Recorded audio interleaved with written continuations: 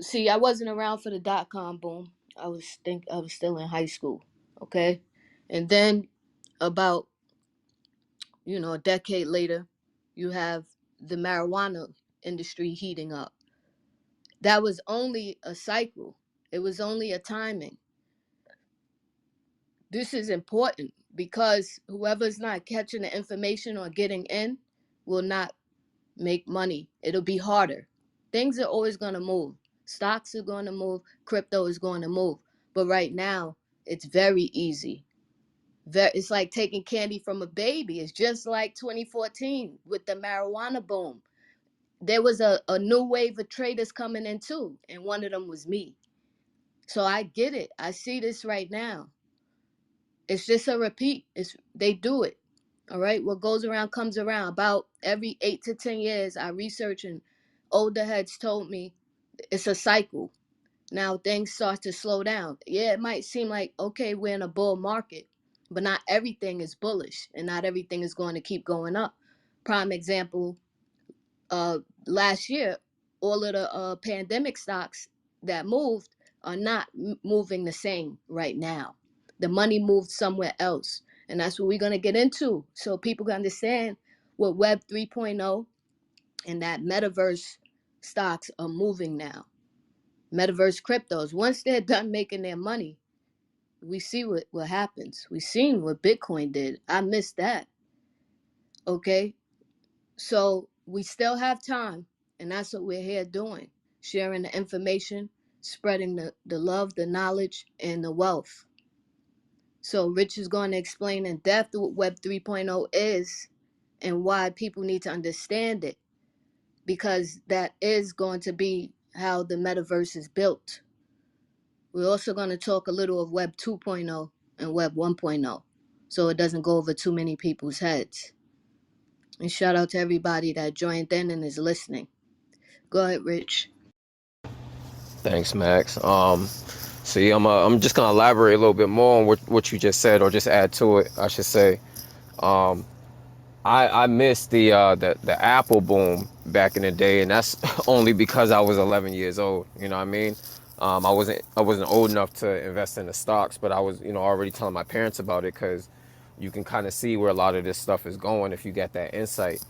Um, and then with a lot of other stuff that I did miss later in my life until when I got into trading around 2013. That's when I went full fledged and I jumped into the stocks. Without going into that, Max is 1,000, 1,000,000% right when she's speaking about taking advantage of the future and what's going on right now. All of this stuff is just the new versions of it where we have the opportunity to take full advantage of it. I grew up in that era with the Mac desktops and all of that stuff coming out, and then the internet. We all remember when the internet came out, when it was really full fledged.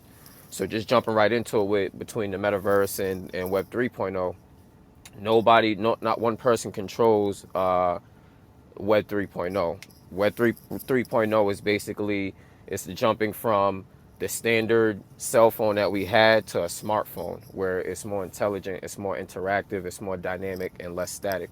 Everybody remembers when the first Web 1.0 when it came out. It'll probably been around like late 80s, 1990 to 2004 is the time frame, and that's when you would go on websites and you would click on stuff and you couldn't interact with what was on the screen. And it was just very static. It was just information that was on there, which would be news information, stuff like that. Where Web 2.0 came in, Web 2.0 came in from 2004 to current, which is where we're at right now. That's going to be it's called the age of not age of information, but it's the age of stored information. So we all contributed to Web 2.0 because all of our data and information was used basically to push advertisements and stuff back onto us. So that's where Google made all of their money. That's where Microsoft and predominantly Facebook, which I have a very huge bias for. They profited hugely off of that. That's where I'm pretty sure y'all remember earlier internet days where, again, it was just static. It was just, a screen, whatever. images on the screen, and then you notice later in the years you start getting all the pop-up ads, all that junk just popping up, getting you to buy stuff.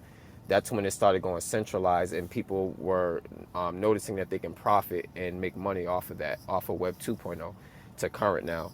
So that's where the Facebook empire pretty much started, and where they were able to sell our data.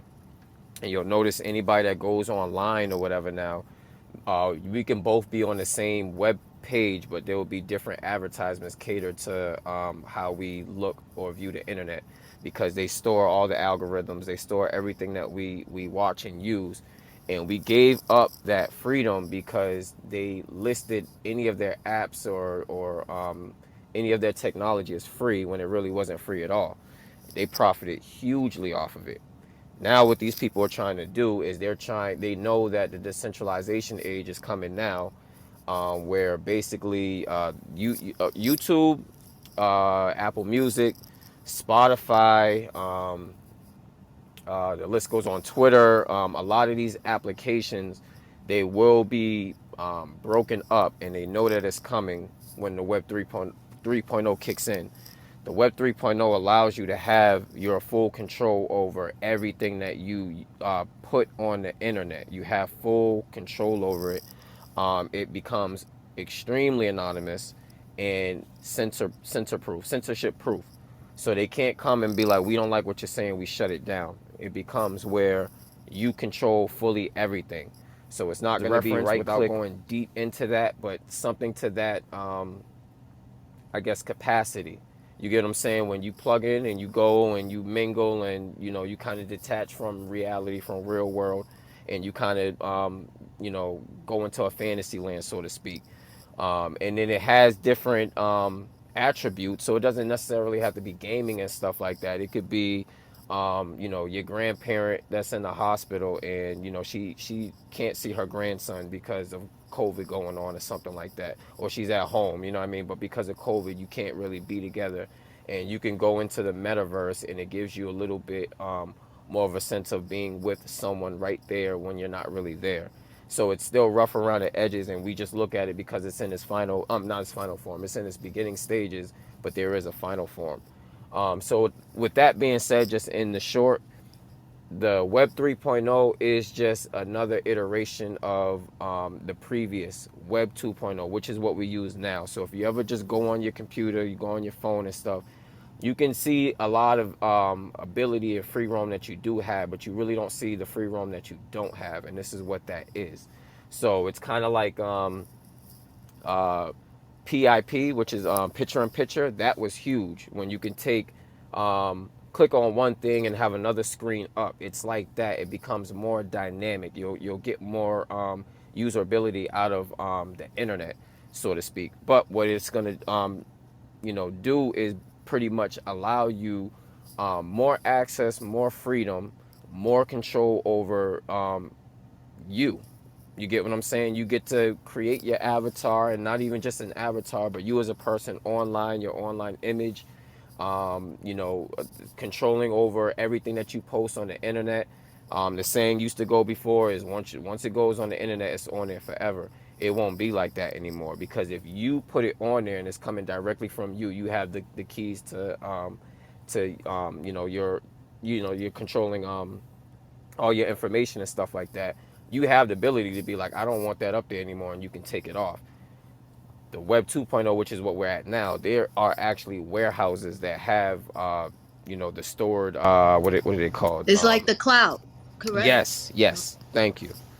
You have that cloud, and that cloud is just eating up all your information and storing it. So you be like, oh, like, you know what I mean? I got stuff I don't want people to Rich, see, let but me it's out. just Yeah, go ahead, touch. update everybody is that, first of all, there are drawbacks to the metaverse. Again, understand what happened with the marijuana. A lot of marijuana stocks came out, not many made it through. They started to regulate that industry, and it's been a bit stagnant since. They're still fighting for legalization in certain places here in America, at least, and the stocks have went down tremendously. But it doesn't matter, because when you're at the beginning of something, you get the money, right? And then the regulation comes, and a lot of that stuff starts to either drop or trade sideways. That's what's going to happen with the metaverse. There are little bickerings on Twitter feeds right now with the big heads, the big shots saying this is a joke. You know, they're against it, just like they were against the marijuana. Okay. And with the metaverse, they're basically saying, okay, the free of what does freedoms mean for the people? Now you have all of this freedom, but what about harassment, bullying, pornography, etc.? That's their argument right now with 3.0. And just keep that in mind, that there are big people against it, just like there are big people against cryptocurrency. There are people calling out the fact that people are just trying to capitalize off of it, even the institutions. So they're saying this is a joke, it's never going to happen. Decentralization is not good for the people. So I wanted to throw that out there too. But you know, it can be disregarded for now because right now everybody's trying to make money off of it. You have to follow the money. Just as with the pandemic, I gave a gem, those stocks are not really moving right now. And we're in a time where they're canceling flights because of a variant. So they're not letting that was missed. If you missed T-Doc, DocuSign, and all of those stocks that were going crazy at the beginning of the pandemic, they're moving MetaVerse stocks, and not MetaVerse stocks, cryptos as well, because Meta moved. Nvidia is a part of that. U is in Unity. Not this. By the way, this show is not financial advice. We're giving and sharing information.